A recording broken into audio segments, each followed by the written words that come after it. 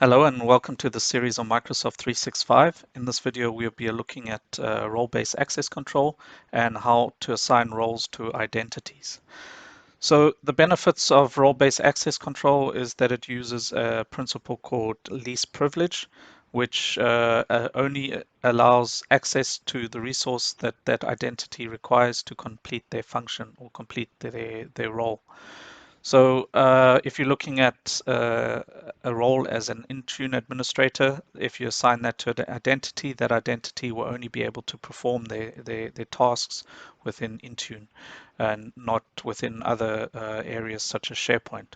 So for SharePoint, we have a role as a SharePoint administrator, and that user will only be responsible for managing SharePoint, and they will not likewise not have access to Intune. So that is the idea of least privilege. You give the resource the least amount of rights to manage their actual roles within the organization. Additionally, the benefit of role-based access control is that it's more transparent in what that user can do. So if you're looking at Active Directory and you're looking at the role, you can see exactly what the user can do and what they cannot do.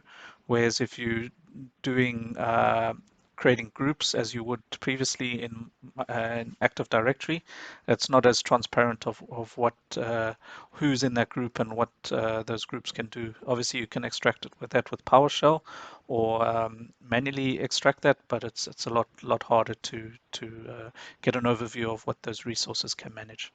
Just on access control, there are a number of different ways to manage access control, such as DAC, which stands for discretionary access control, where resources can, or owners of a resource can manage who has access to that resource, or MAC, which is mandatory access control, where permissions is based on classification or grouping.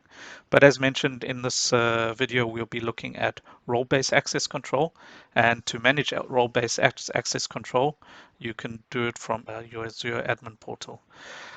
Like with most things Microsoft 365 and Azure Active Directory, there's a number of ways that you can manage this.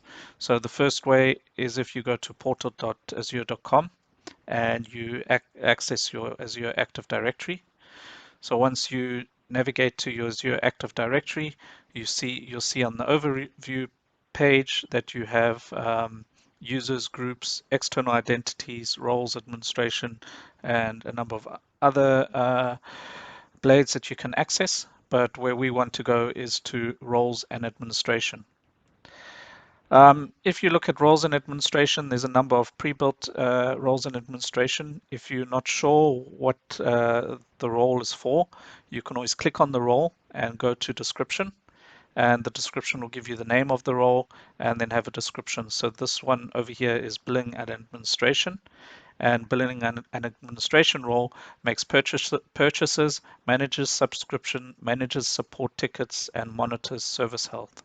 And then obviously if we scroll down, you can see all of the resources that users within this role will be able to do. So for example, read basic properties on contacts in Azure Active Directory. I would recommend going through some of these roles and having a look at them. I would also suggest that you get an understanding of the different types of roles. So over here, you've got for example, desktop administrator, and then over here underneath that, we have a directory reader and then directory writer. So within the roles, we have administrators, we'll have readers, and we'll have writers. So what I want to do is I want to go down to SharePoint. So if we look for SharePoint, you can see we have a SharePoint administrator. If we click on a SharePoint administrator, you can see over here we already have one user who's added to that. But if you click on assignments, we can add additional users. I don't have that many users on my tenant, but if we scroll down, you can see over here we have test 3. Obviously, you can search for the user, but I'm going to be going with test 3. And if you click on add, the user now has been added to the SharePoint administrators group. So if you want to understand more what the SharePoint administrators group can do, you can click on description. and it gives you a description of it. So basically, users within this role can manage SharePoint, and then over here you can see what exactly they can do. So they can create Microsoft 365 groups, they can delete groups, they can update groups, and a lot more that these users can do. If we go back to Azure Active Directory and we look at another role, so as I mentioned, I said in the beginning, if we add someone to Intune, then they will have different role as they do in SharePoint Administrator. So this is the principle of least privilege. You're only giving that resource access to do their job or their role within the organization. So if we wanted to add someone to Intune, you'd click on Intune, you can read the description, and you can also add the user. So let's click on Add Assignment. Previously add Test 2, Test 3, so I'll add Test 2 over here, and if I click on Add, you can see the user has now been added.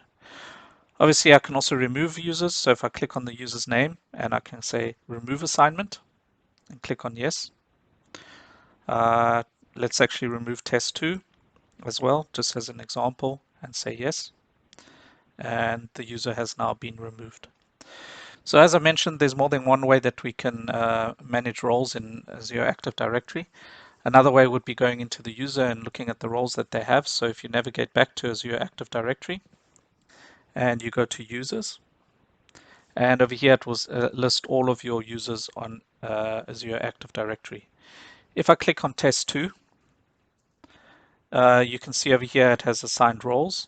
And if I click on assigned roles, currently test 2 does not have any roles. Remember, I removed the Intune role from this user, but I can do add an assignment. And over here, if we scroll down to Intune Administrator and click on add, now the user has been added an Intune role. So you can also navigate to the user and view the roles that they have been assigned. So this also allows you to easily see who is Intune user.